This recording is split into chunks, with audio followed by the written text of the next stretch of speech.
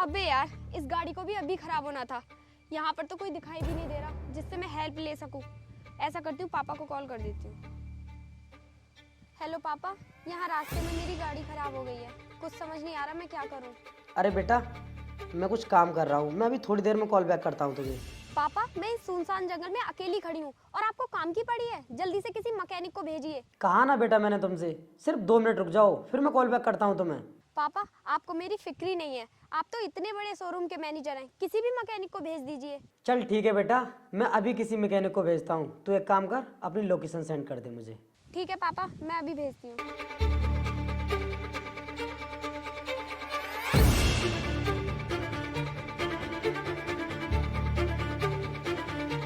Sir, वो जो Vasundhara valley वाला रास्ता है ना, उस रास्ते पर मेरी बेटी की गाड़ी ख़राब हो गई है। तो मैं ये सोच रहा था कि आप किसी मैकेनिक को भेज देते और मेरी बेटी की गाड़ी ठीक करा देते, क्योंकि वो रास्ता लड़कियों के लिए सेफ़ नहीं है। तो मेरी बेटी टाइम से घर आ जाएगी। हाँ वीर, मैं जानता हूँ वो रास्ता लड़कियों के लिए सेफ नहीं है, लेकिन उसी रास्ते से होकर मैं जाऊँगा, क्योंकि वहाँ पर ना मेरी एक मीटिंग है। तो मैं तुम्हारी बेटी की गाड़ी देख लूँगा। ठीक है, तुम जाकर काम देखो। ठीक है sir, thank you so much.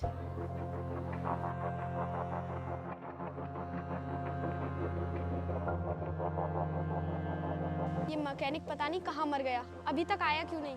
मुझे तो इस रास्ते पर बहुत डर लग रहा है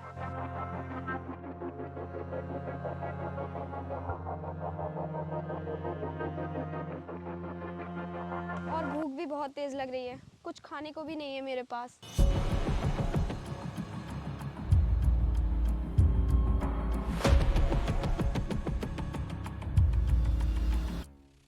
हाँ जी मैडम, बताइए क्या हुआ आपकी गाड़ी में? अब टाइम मिला है तुझे यहाँ आने का? कितनी देर से मैं तेरा वेट कर रही हूँ। और कपड़े तो देखो, आजकल मैकेनिक भी ऐसे चल रहे हैं जैसे कितने बड़े बिजनेसमैन हो।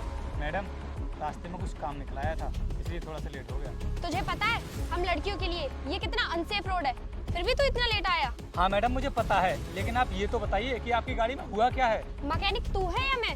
अब ज्यादा टाइम बर्बाद मत कर, खुद चल कर देख ले। ठीक है मैडम, अभी देख लेता हूँ।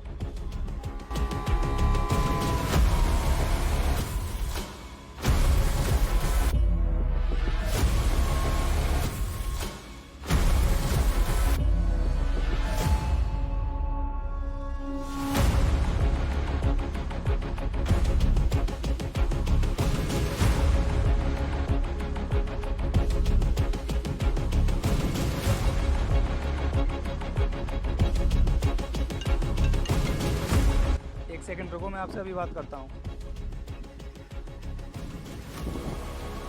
अरे मैडम, गाड़ी का तार लूज था, इसलिए गाड़ी स्टार्ट नहीं हो रही थी, और इतना काम तो आप भी कर सकती थी।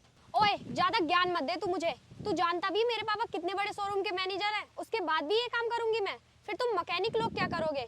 कोई बात नहीं मैडम, अब मैंने आपकी बैटरी का तार टाइट कर दिया है। अब आप जाइए और मैं भी चलता हूँ, मुझे भी बहुत काम है।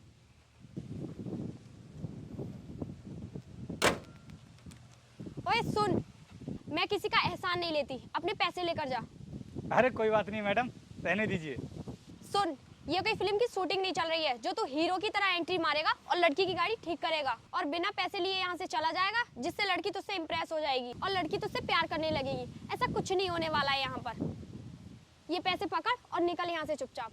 सुनो मैडम, मैंने ये आपकी गाड़ी पैसों के लिए ठीक नहीं की है। और क्या मुझसे प्यार करने के लिए ठीक की है? तू है कौन? तेरी औकात क्या है मेरे सामने? मैडम, मेरी क्या औकात है, ये तो आप अपने पापा से पूछना। अभी कॉल करके पापा से पूछती हूँ किस पागल मैकेनिक को मेरी गाड़ी ठीक करने के लिए भेज दिया। अरे पापा, ये किस गवार मैकेनिक को भेज दिया मेरी गाड़ी ठीक करने के लिए? आज ही इसे नौकरी से निकाल देना। अरे बेटा, ये तुम क्या बोल रही हो? वो मैकेनिक नहीं है। तो फिर कौन है ये? जिस शोरूम में मैं जॉब करता हूँ ना, उस शोरूम के ऑनर है वो। क्या?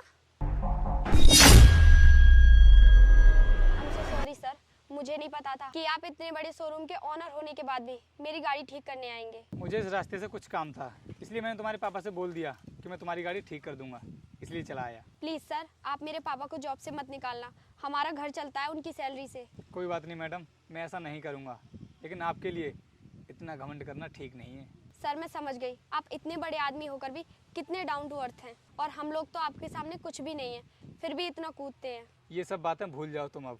और हाँ, अपने पापा को इसके बारे में कुछ भी मत बताना। अब मैं चलता हूँ।